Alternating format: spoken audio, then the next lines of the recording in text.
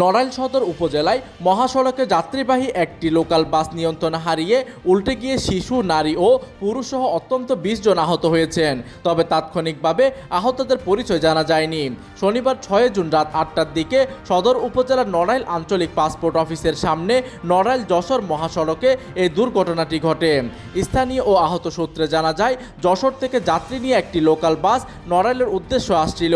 বাসটি নড়াইল নতুন bus terminal সংলগ্ন নড়াইল আঞ্চলিক পাসপোর্ট অফিসের সামনে মহাসড়কে পৌঁছালে চালক নিয়ন্ত্রণ হারিয়ে বাসটি সড়কের পাশে উল্টে যায়। এতে বাসে থাকা শিশু, নারী ও পুরুষ সহ অত্যন্ত ২০ জন যাত্রী আহত হয়েছেন। পরে স্থানীয় লোকজন ও ফায়ার সার্ভিসের সদস্যরা আহতদের উদ্ধার করে নড়াইল জেলা হাসপাতালে ভর্তি করেন। বর্তমানে আহতরা হাসপাতালে চিকিৎসাধীন অবস্থায় রয়েছে। এদিকে Narail Sadar fire service station officer Mohammad Humayun Kabir গণমাধ্যমকে বলেন, স্থানীয় জনগণ সূত্রে আমরা জানতে পারি যে যশোর থেকে নড়াইলের দিকে বাসটি আসতেছিল।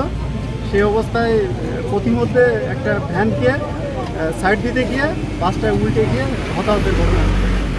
এই বিষয়ে তুলারামপুর হাইওয়ে থানা পুলিশের ভারপ্রাপ্ত কর্মকর্তা ওসি সেকান্দর আলী গণমাধ্যমকে বলেন, দুর্ঘটনার খবর পেয়ে ঘটনাস্থলে পুলিশ পাঠানো হয়েছে।